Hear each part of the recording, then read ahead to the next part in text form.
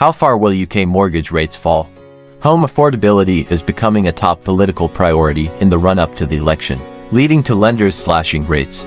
Mortgage rates have fallen in recent weeks as lenders race to reprice loans in response to favorable economic statistics, an increase in home sales, and rising anticipation that interest rates have peaked.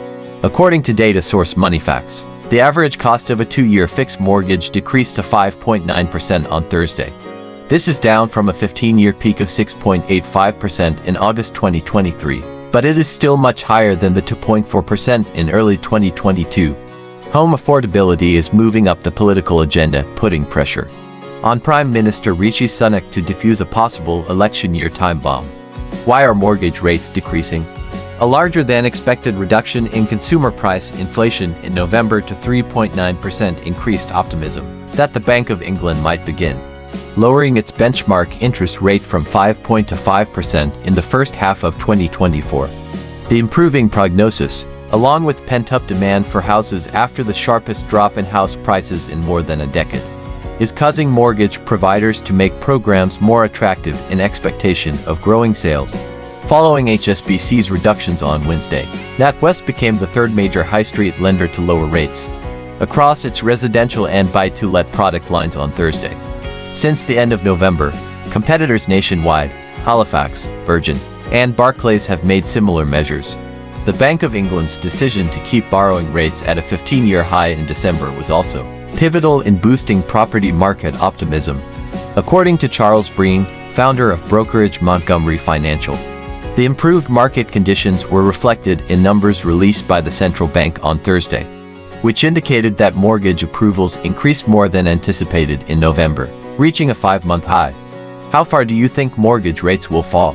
Falling swap rates, which influence lenders' pricing of fixed-rate mortgages, signal that mortgage rates are expected to fall further in the coming weeks. Financial markets forecasts of interest rate decreases have brought the 5-year interest swap rate to 3.4%, down from 4.5% in October. According to Capital Economics, the decline means that 5-year fixed mortgage rates might go below 4% this month. During the same time frame, the 2-year interest swap rate fell to 4.1%, implying that the average 2-year fixed mortgage rate might be close to 4.5% by the end of this month. However, economists caution that additional significant drops in mortgage rates are unlikely until the Bank of England begins to decrease its benchmark interest rate. At the same time, mortgage rates might increase further this year if higher economic activity, bolstered by restored confidence, prevents the central bank from lowering borrowing costs, according to Andrew Wishart, senior property economist at Capital Economics. What does this indicate for the next presidential election? Property access is expected to be a crucial battlefield in the election, which Sunak has indicated would take place in the fall. According to the current Financial Times poll of analysts, 1.5 million to 2 million families renewing their mortgages will face significantly higher expenses.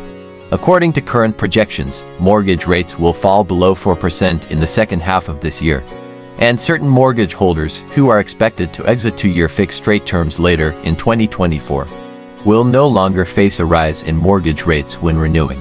However, rates remain higher than they were when the Bank of England started increasing borrowing costs in late 2021. Falling mortgage rates may take some of the sting off of the Conservatives' economic stewardship. Rates skyrocketed in the aftermath of then Prime Minister Liz Truss's disastrous mini-budget in September 2022. Labour, which leads the Conservatives in the polls, has promised to increase house building and implement a new mortgage guarantee program for first-time buyers if it wins power. Affordability remains a problem. According to Nationwide, the mean monthly mortgage payment of a first-time buyer was 38% of take-home income as of the end of last year, compared to the long-run average of 30%. Meanwhile, homeowners nearing the conclusion of fixed-term contracts may face increased expenses. Approximately half of mortgage borrowers have yet to exit their pre-2022 fixed rates. Contact Mortgage One for all UK mortgage requirements.